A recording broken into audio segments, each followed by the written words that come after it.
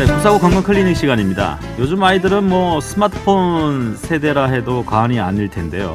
코로나19 상황으로 수업마저 이 온라인으로 진행되면서 인터넷 사용 시간도 더 늘어나게 됐고, 이쯤 되면 아이들의 눈 걱정 안 할 수가 없습니다. 그래서 오늘은 아이들의 시력 관리법과 교정법에 대해서 알아보도록 하겠습니다. 도움 말씀에 눈 시원안과 이현석 원장 함께합니다. 안녕하세요, 원장님. 네, 안녕하세요.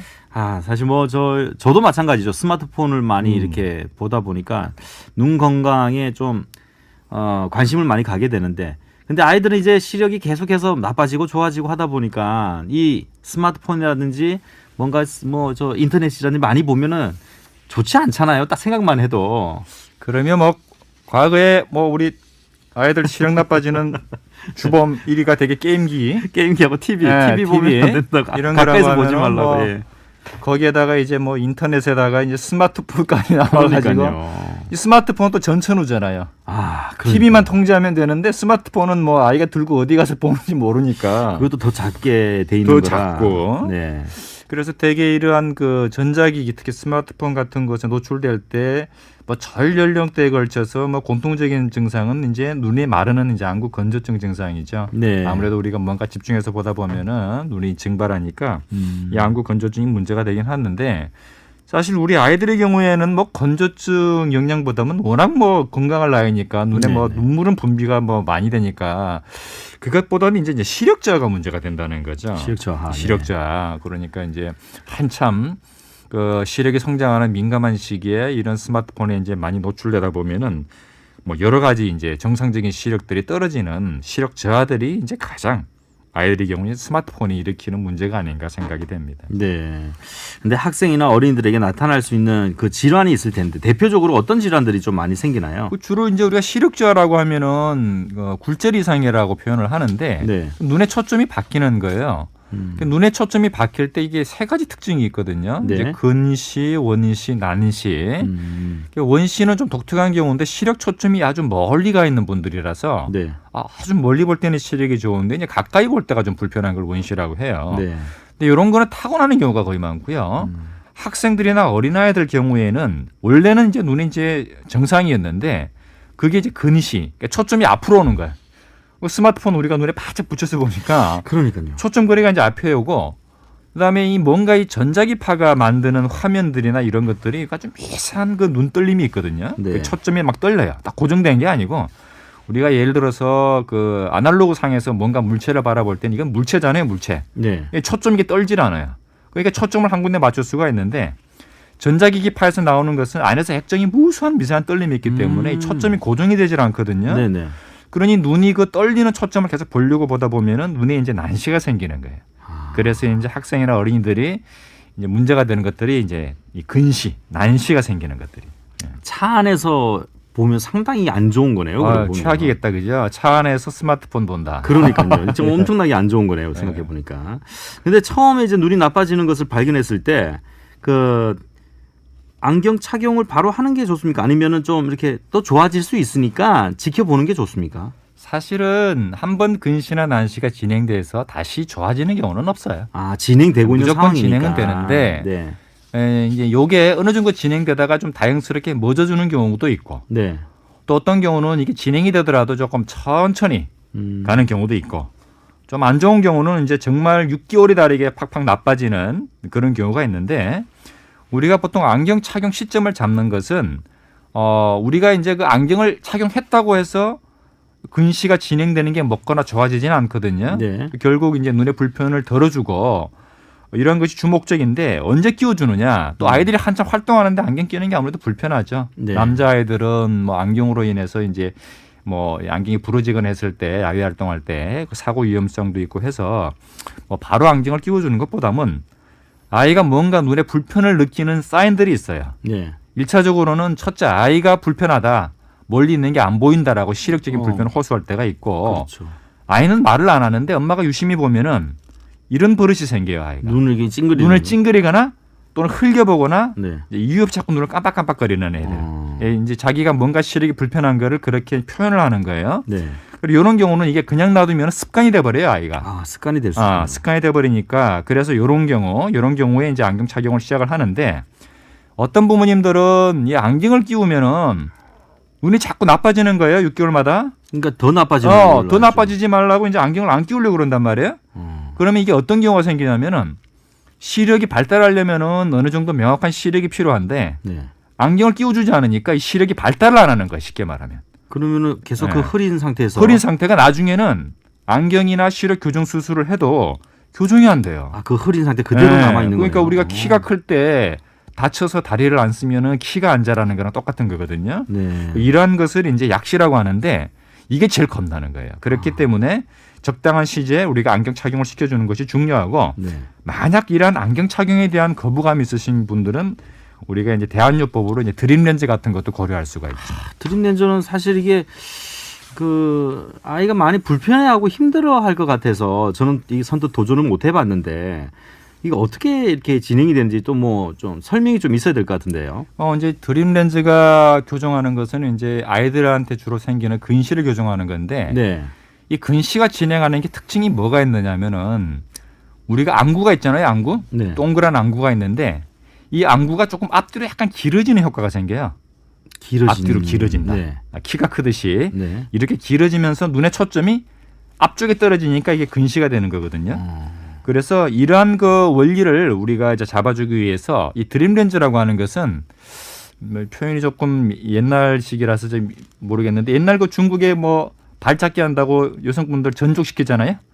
작은 신발이 이렇게 저 어릴 때부터 신기면 발이 안 자라는 것처럼 그러니까 계속해서 고정을 시켜 고정시켜 주는 거. 네. 그것처럼 드림 렌즈가 이 뭔가 좀 딱딱한 렌즈긴 한데 눈의 그 앞쪽 표면을 이 렌즈가 조금 약간 눌러줘요. 이렇게 누르게 되면은 눈이 앞뒤로 길어지려고 하는 그 작용들이 조금 줄어들겠죠. 그렇게 해서 요게 이제 더 이상 근시로 튀어나오려고 하는 이런 것들을 막아주는 게 이 드림 렌즈 시력 교정 원리예요. 그래서 이 드림 렌즈가 바라는 것은 두 가지 효과인데 첫째는 밤에 이걸 끼우고 자면은 낮에 아이가 안경을 안 껴도 시력이 보이니까 네. 안경 없이 활동할 수 있다는 거 하나.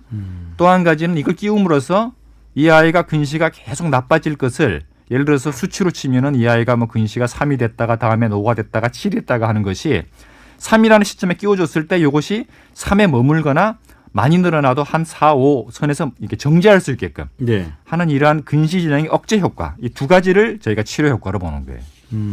그러면 그 렌즈 착용할 수 있는 나이대가 있을 텐데요. 어느 정도 잡으면 됩니까? 이게 두 가지가 저희가 기준인데요. 네. 첫째는 아까 우리 그 사회자님도 말씀하셨지만은 사실 불편하잖아요. 불편하고 또 이게 또 무섭잖아요, 네. 아이들은. 아이들한테 이제 그 렌즈를 끼운다는 것도 좀 보통 일은 아니고 네. 꼈을 때 아이가 편하질 않아요. 이게 왜냐면은 뭐 발에 꽉 한 치수 두 치수 작은 신발을 자기가 신고 잔다고 생각을 해보세요. 그러니까 불편하겠네요. 힘들거든요. 네. 그렇기 때문에 아무래도 이제 그 나이가 어릴수록 적응하기가 쉽지가 않은데 이게 이제 그 우리가 근시를 0에서부터 해가지고 1, 2, 3, 4, 5, 6, 7 이렇게 올라간다고 봤을 때 네. 치료를 시작해야 되는 시점이 가장 좋은 게 한 2.5에서 3 정도예요.